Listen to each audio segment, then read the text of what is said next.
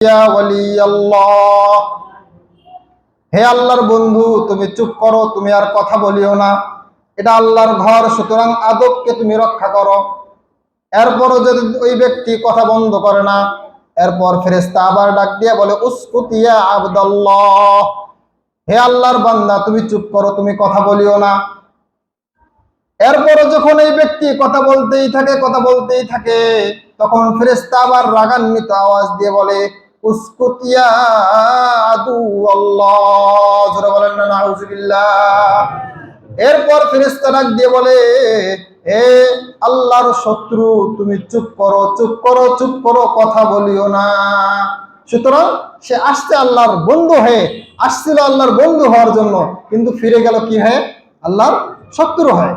এই জন্য আমাদের সব সময় মসজিদের আদবকে রক্ষা রাখতে হবে। মসজিদে ঢুকবেন, বাস সব কাজ হারাম, এখানে আসছেন আল্লাহর মেহমান, এখানে চুপচাপ থাকবেন। আচ্ছা, আপনারা যদি কোনো মেহমানের বাড়িতে যান, তাহলে আপনারা বেশি পটপট করেন নাকি? হ্যাঁ, যদি পটপট করেন তাহলে আপনাকে ভালোবাসবে? আপনারা দেখেন না, যারা মুরব্বী আছেন, আপনারা তো অনেক শ্বশুর বাড়িতে নিয়ে গেছেন, ওই যে জামাই, নতুন জামাই যখন ছেলে পাত্র দেখাইতে যান, তখন কি ওই মেয়ের বাড়ির যে ছেলে কি পটপট করে? হ্যাঁ, পটপট করে? বরং চিন্তা করে যে এখানে যদি একটু কথা বলি আর যদি তারা অপছন্দ করে, তাহলে হয়তোবা এর কারণে আমার বিবাহ হবে না। তোর বলে ঠিক কিনা? তাহলে এখন চিন্তা করে, আপনি আসছেন আল্লাহর বাড়িতে না শ্বশুর বাড়িতে? কথা বলেন। আল্লাহর বাড়িতে। আল্লাহর দাম বেশি না শ্বশুরের দাম বেশি?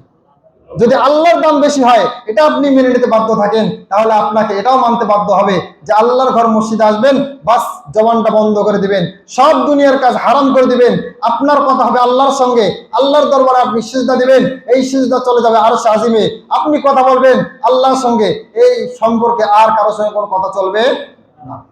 পারবেন তো ইনশাআল্লাহ?